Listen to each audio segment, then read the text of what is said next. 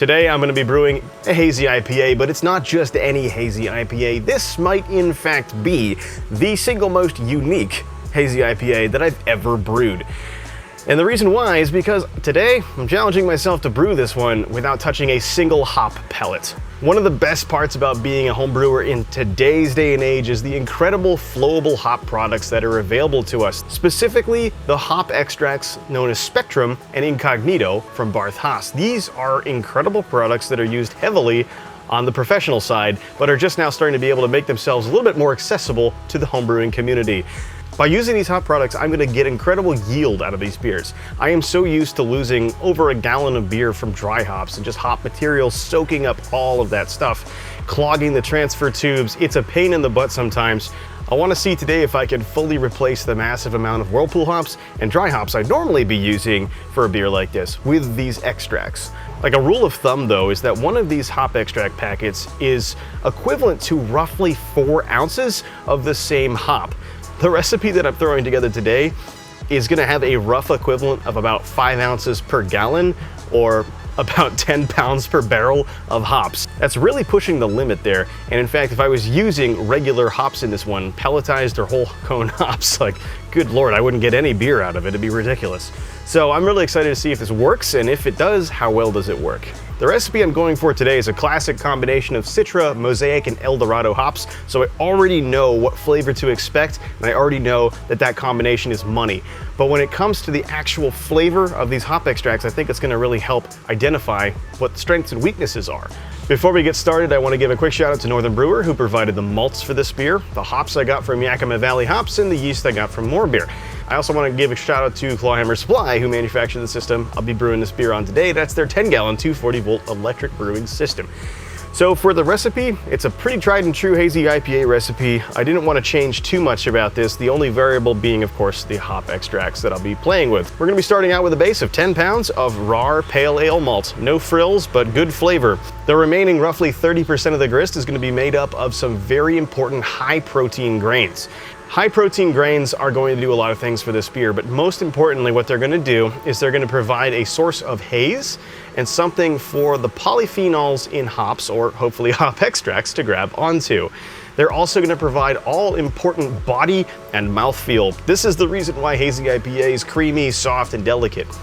Those high protein grains are going to be 1.5 pounds of flaked oats, 1.5 pounds of flaked wheat, and then 1.5 pounds of malted wheat from Canada Malting Company. And now for the hops. Again, 0 hop pellets, 0 hop cones being used in this beer, nothing but hop extracts.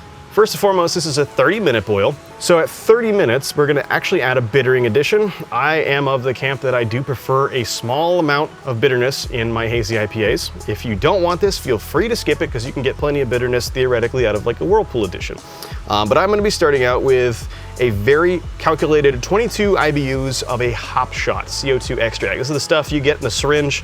It is a mix usually of something like Columbus hops and other very potent bittering varieties. It is designed specifically for bittering. I would not recommend using it in any other part of the brew day. We're gonna use about half the syringe, about 5 milliliters of that, and then we're gonna boil for the entire 30 minutes, and then we're gonna start adding in the magic ingredients here. So starting out with Incognito, I'm adding 1 packet each of Citra, Eldorado, and Mosaic Incognito. These are 16-gram packets, and they are notoriously oily, sticky, and difficult to work with. So I will explain more of this in the brew day segment, but what we're gonna do is actually treat this like a dip hop. I know it's called a Whirlpool in my recipe, but from what I could find on the internet, the best way to actually use this stuff without dealing with a ton of cleanup is to use it almost like a dip hop. So what we'll do is immediately after the boil, we'll draw off some boiling wort, and we'll dissolve all 3 packets of the Incognito hop extract into that hot wort.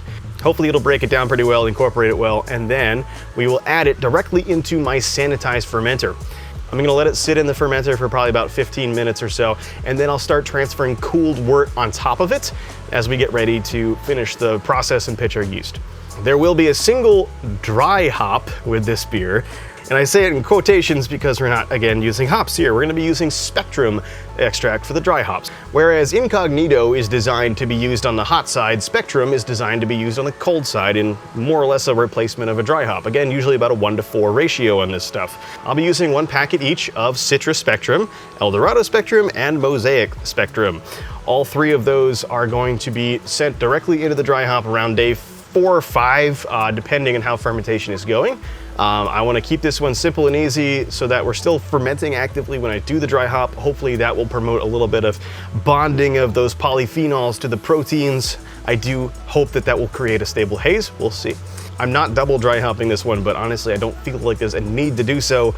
We're pushing 5 ounces per gallon, 10 pounds per barrel equivalency on hops in this thing, and almost to the point where I'm concerned if this is even going to taste good. But nonetheless, we will see what happens. For the water profile on this beer, I'm going to be using a pretty standard Hazy IPA water profile. I'm shooting for a high chloride to sulfate ratio to really make the beer feel juicy, less bitter, smoother overall, and it's something that I think is critical to a Hazy IPA, is having a water profile that looks like that. That water profile is 77 parts per million of calcium, 3 parts per million of magnesium, 0 parts per million of sodium, 96 parts per million of chloride, 68 parts per million of sodium, and 0 parts per million of bicarbonate. And in order to get that water profile, I'll be starting out with 8 gallons of reverse osmosis water and adding to that 6 grams of calcium chloride, 1 gram of Epsom, and 3 grams of gypsum. For the yeast in this beer, I'm gonna go with a classic Hazy IPA strain. No need to really mess with that yeast on this one either, so we're gonna be using WLP 066 London Fog. But in this case, I got the dry form, making things much, much easier. Depending on how efficient the brew day is, we might be pushing the pitch rate on this one a little bit, but I think that's gonna be okay, as we might coax out some more esters, potentially, we'll see, which could be in support of all of this crazy hopping we're doing.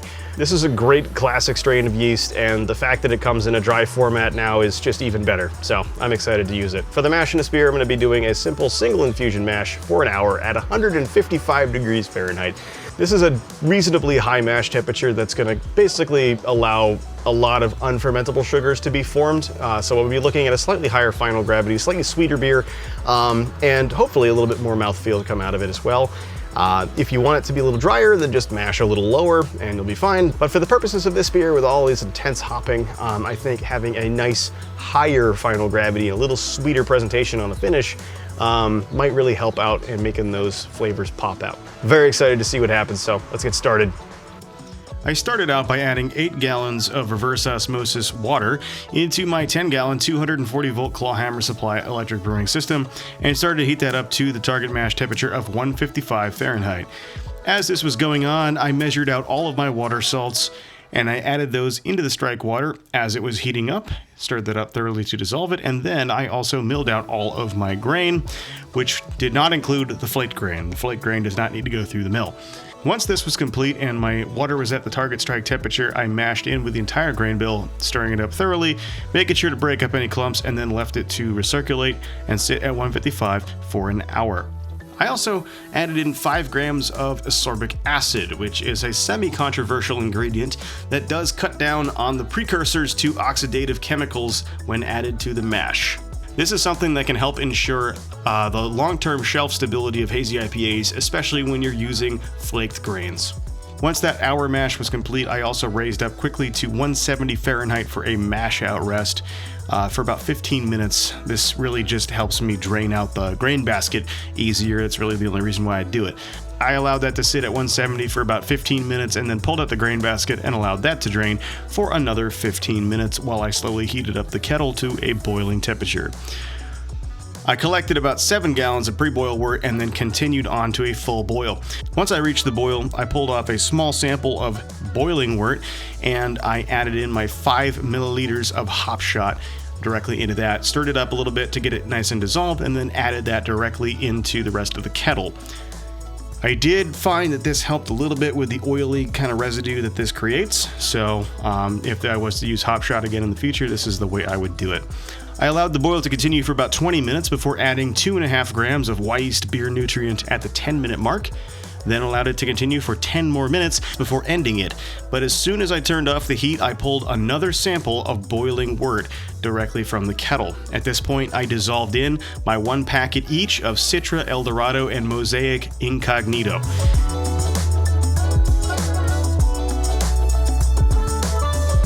That hot wort sample got stirred up thoroughly and then added directly into my sanitized Spike CF5 conical fermenter.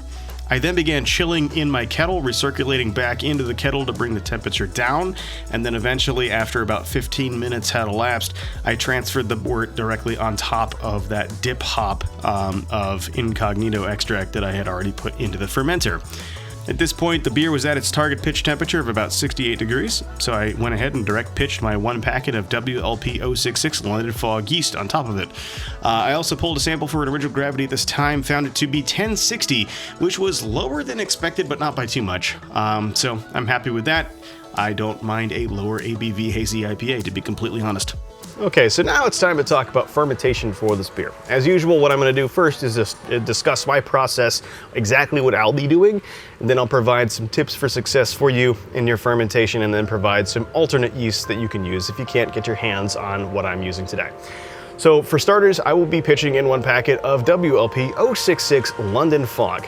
I will be fermenting this one at 68 degrees Fahrenheit, which is a good middle of the road temperature for this yeast. You can go a little hotter if you want to, you can go a little colder if you want to, depending on what you want to coax out of it in terms of activity or additional esters that you might be able to pull from it. It is a particularly fruity yeast, which is nice for this type of beer. Fermentation is probably gonna take about 10 to 14 days at this temperature. I'm not planning on rushing it along or pushing it.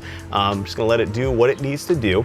When it comes time to dry hop, of course, I'm gonna be using the Spectrum extract instead of any hops here. We'll just take the Spectrum extract out, we'll dissolve it in some sterilized water, and then add that into the fermenter. I don't think at day 5 that fermentation will be complete, so I don't think I'm going to be risking pulling in any oxygen into this beer. So it keeps it simple and safe, all things considered, to do it that way.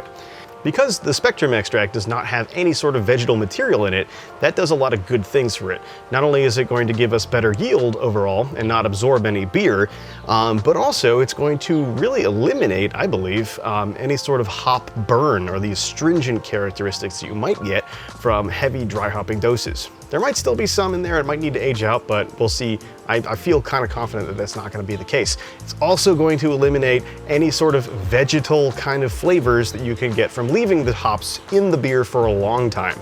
And this is really beneficial in my case because the hop extract's going to be in there for probably about 5 more days. Regardless, once terminal gravity is reached, I will go ahead and do a closed pressure transfer into a keg to make sure that we are nice and oxygen free when we package, get it carbonated up, and we'll get it pouring right after that. A couple tips for success on this one. Even though we're not going to be throwing in large amounts of hops at all, this is still going to be an oxygen sensitive beer. The grist alone is enough to make it pretty sensitive to oxygen. Keeping in mind also though that these hop extracts are designed really to preserve the oils and the aromatic compounds in these hops, which are the things that are sensitive to oxidation. So it still behooves you, even if you're using the extracts like I am here, to still keep this as protected from oxygen as possible during the entire process. And tip for success number 2 is actually do what I am not doing here and incorporate other hop products in, be it cryo hops or regular hops. Despite what I'm doing here, hop extracts are really not designed to be used on their own. They're designed to be part of a greater ensemble of hop products that will all come together to add different elements of flavor to the final product. The only reason I'm doing it this way is really because I couldn't find anyone else on the internet, or at least on YouTube, that's done this. So I wanted to try it out and see what would happen. But honestly, I do really feel like the best results you can get are gonna come from a blend of standard hop pellets, as well as cryo hops, as well as these extracts. A third tip for success is creating stable haze. A lot of times you'll see hazy IPAs that start out hazy and then they kind of drop out clear over time, and that can be a function of several things. Keys to getting a good stable haze are going to be, number 1, adding in large amounts of high protein grains. Generally, you want at least 25% of the grist to be made up of something like flaked oats, flaked wheat, or malted oats. What's going to happen here is the proteins in these grains are going to survive throughout the whole process. They're going to bond with polyphenols, which are compounds that are found in hops, and they're going to create larger molecules that will stay in suspension to create haze. These polyphenols will typically come from a pretty strong dry hop, so ensure you're incorporating that into your process. Getting a good low flocculating yeast is going to help as well. And of course, it doesn't hurt to skip any other steps you might be doing to promote clarity in your beer. So that means like skipping any sort of findings, whether that be in the kettle or in the fermentation or afterwards. All those things in combination get you a good chance at retaining the haze in the beer over a long period of time. And then finally, for good options for alternate yeast in this beer, there's a lot of Hazy IPA strains out there. There's a lot of options you can use. I am using the classic, which is known as the London Ale 3 strain. This same exact strain is going to be available as Omega OYL 011, which is British Ale 5, yeast 1318, or Imperial A38 juice. Another good dry yeast option besides WLP 066 would be something like Lallemand Verdant IPA. Now, there are a couple different strains out there that are going to handle Hazy IPAs pretty well besides this one. So something like the Vermont Ale strain or Imperial Barbarian is going to be like the Conan strain from The Alchemist. This is going to be a little bit different of a fruit character, a little bit more stone fruit heavy. It's also going to flocculate out a little bit more so than this strain will. So just make sure you're doing your due diligence there to promote stable haze by adding in a lot of flaked adjuncts like I am here. Consider something also like a nice estery Kveik, something like Voss or Hornindal or SP Kveik, all are great options for a beer like this. So that about wraps it up for me in the fermentation segment. I'm excited to see what happens here. I have no idea if this is going to end up being a disaster or if it's going to be a clear beer at the end of it, despite my best efforts, but I've never worked with this stuff before and it's about high time I did, so I'm excited to see how this goes. So I will catch you in a few weeks when it's all ready. Until then, cheers. Fermentation for this beer went pretty much entirely on schedule. It wasn't too fast or too slow, completing its entire run in about 12 days. However, on the 4th day of fermentation, I was adding in my flowable hop products for the dry hop, which was all Spectrum. The instructions for Spectrum advise dissolving it in 5 to 10 times its own weight in either sterile water or wort. I simply used some distilled water for this purpose, about 300 milliliters worth, and dissolved in 1 packet each of Citra Spectrum, Eldorado Spectrum, and Mosaic Spectrum. This stuff looks pretty nasty going into the water, but it was not difficult to dissolve, all things considered. Given that active fermentation was still taking place at this time, I simply opened up the airlock port and dumped in the homogenized slurry of Spectrum extract and water. I then replaced the airlock port with a spunding valve to ensure that there was no future oxygen intake. I let the beer continue to ferment for the next week or so, and then I transferred it into a keg with a closed transfer and force carbonated before putting it on tap.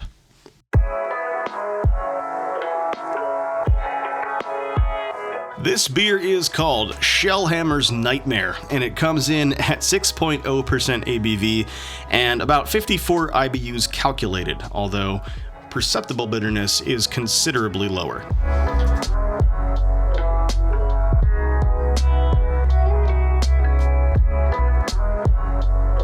For the appearance of the beer, it pours a nicely hazy, very vibrant orange color. A lot darker than I anticipated, but that is really due to the extracts themselves having a tendency to darken the beer that they are added to. The haze on it is quite stable, and it is in that perfect Goldilocks zone of not being too murky nor too easy to see through. It also pours with a really nice white head on it that builds up quite well, has a fluffy construction, and leaves some good lacing.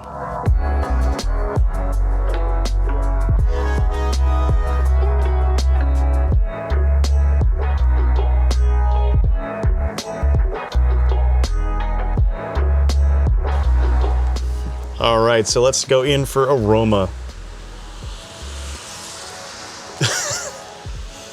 This beer is so crazy juicy smelling.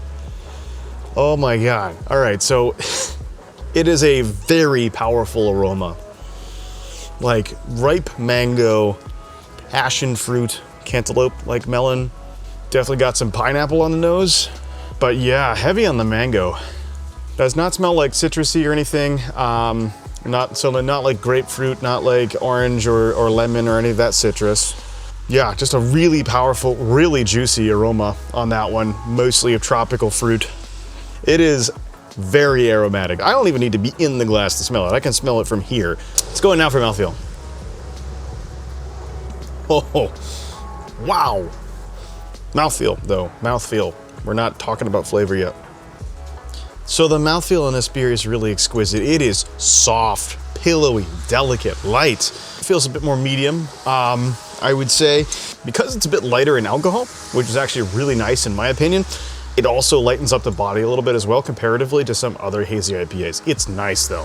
Soft, pillowy, just, you know, that fluffy kind of character that these beers do so well with. But now the flavor on this beer, which I may have already spoiled, it's phenomenal. Right up there with the aroma, just a really wonderful explosion of tropical fruit. But here it's more of like a papaya. So I'm getting a couple things that definitely didn't come through on the aroma. So yeah, papaya, a little bit of kind of a lemony, grapefruity piece, and a very, very nice strawberry flavor. There's a lot of berry in this actually. And it's also right up there with the same stuff that was in the aroma. A lot of passion fruit, a lot of mango.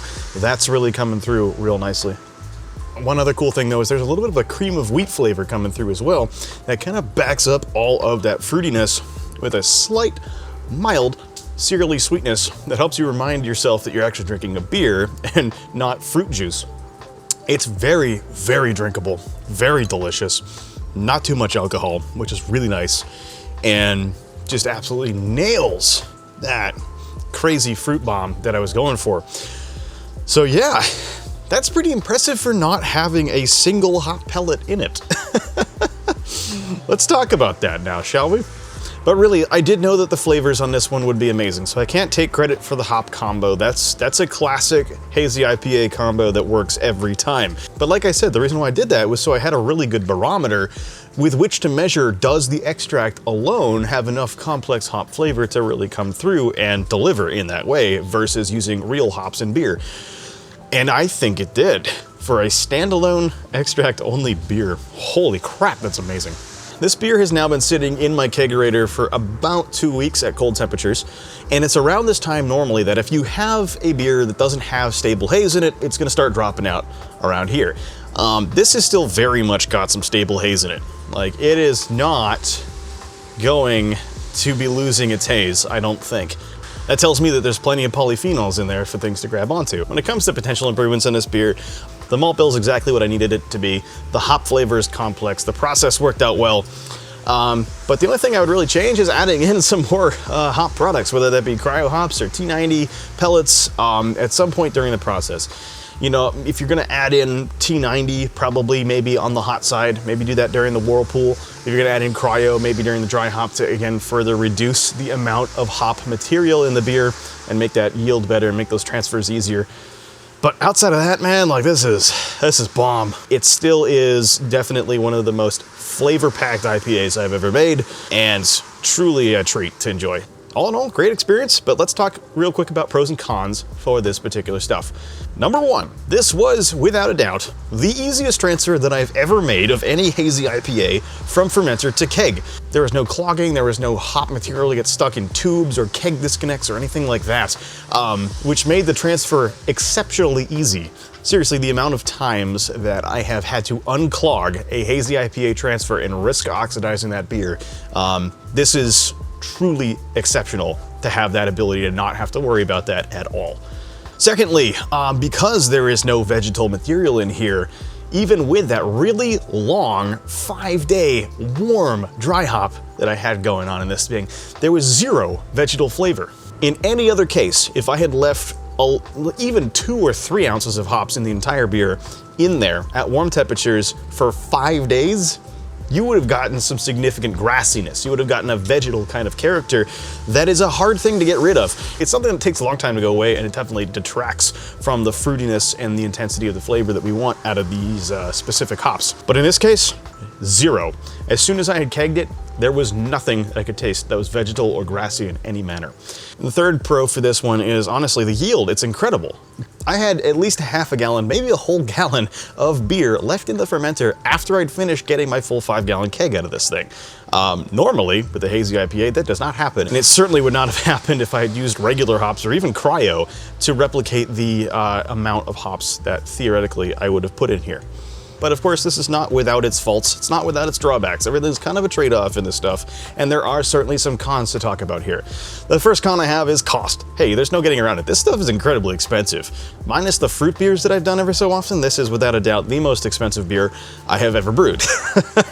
I also did kind of go overboard. Normally you'd only use maybe 1 packet of Spectrum or Incognito or both in a beer, and I used 3 of each. Comparatively though to the alleged replacement rate, it is not that crazy, but it is still an expensive item to use in the brew house. This though is where the trade-off is bitter for commercial brewers who are trying to sell their product, and therefore yield is a very important variable there, whereas for homebrewers, we're just spending money to enjoy our own stuff.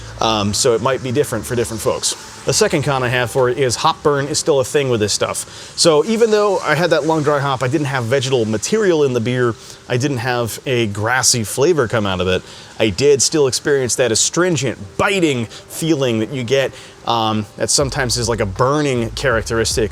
It usually happens with a heavy dry hop, and I was wondering if I would get away with not having to worry about that, but that was certainly not the case. It took me a good 4 or 5 days in the keg to finally get that hop burn to go away, but now that it's gone, you know, the other flavors of this beer are really blossoming and really coming together. The final con that I have is that this actually did noticeably darken the beer. As I said, this is a vibrant orange color. It should have, according to the grist, produced a nice pale yellow colored beer. It's certainly not oxidized by any means whatsoever. I know what an oxidized Hazy IPA tastes like, and this is certainly not one. However, in the wrong lighting, it can certainly appear like it. So if you're trying to brew very pale colored Hazy IPAs, this may not be the best move. Now, I'm sure people are gonna probably ask me a little bit about the cleanup on this one. It is certainly oily, it's certainly sticky, but it's nothing too insane. While some people would consider that to be a con, I am not gonna consider that to be a con. A standard scrub or a standard CIP process, whatever you're using on your fermentation setup or on your kettle, it doesn't really take that much effort to really clean this stuff out. So if you're on the fence about integrating some of these flowable hop products into your beers, I hope that I've convinced you to try it out. Because I've really been thoroughly impressed, and I believe personally that they're worth it. If you want to make this recipe exactly the way I did it, the recipe will be in the video description, as well as a link to Brewfather, where you can find a Brewfather version of it as well. If you enjoyed the video, please go ahead, hit that like button, comment down below, and subscribe as well if you haven't already. I know I say this stuff every single time, and it probably gets really annoying, but seriously, there's a reason why it's the first thing I say at the end of the video. It matters the most, and it helps my channel grow. If you want to help support the channel, please consider picking up a t-shirt. You can find this design and plenty of others in my merchandise store, which is linked down in the description box down below. It'll take you over to my fourth wall shop.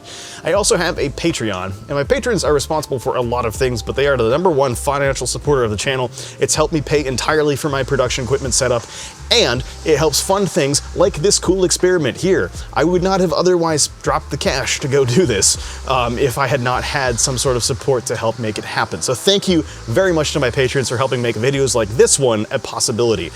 If Patreon is not your thing and you still want to help support the channel though, I have channel memberships and the super thanks button as well. They're quick and easy ways to help support this channel, and it all goes right back into it. You can find those buttons at the bottom of the video. I also have an Amazon store where you can find all of the equipment that I use to make the beer that's available on Amazon, as well as my channel production equipment if you're curious about that stuff. Again, that is also linked in the description box. And if you want to follow me on more than just YouTube, I'm also available on Instagram and Facebook at The Apartment Brewer, where you can find some more frequent content updates and get to see what's going to be coming up on the channel very, very soon. And last but certainly not least, if you're still watching at this point, thank you very much for hanging around all the way to the end of the video. That means a lot to me because it tells me that you get a lot out of my videos, and also tells the YouTube algorithm that my videos are relevant. So I appreciate it for many, many reasons. But nonetheless, this one goes out to you who are still here. So thank you for watching, and I'll catch you all in the next one. So until then, cheers.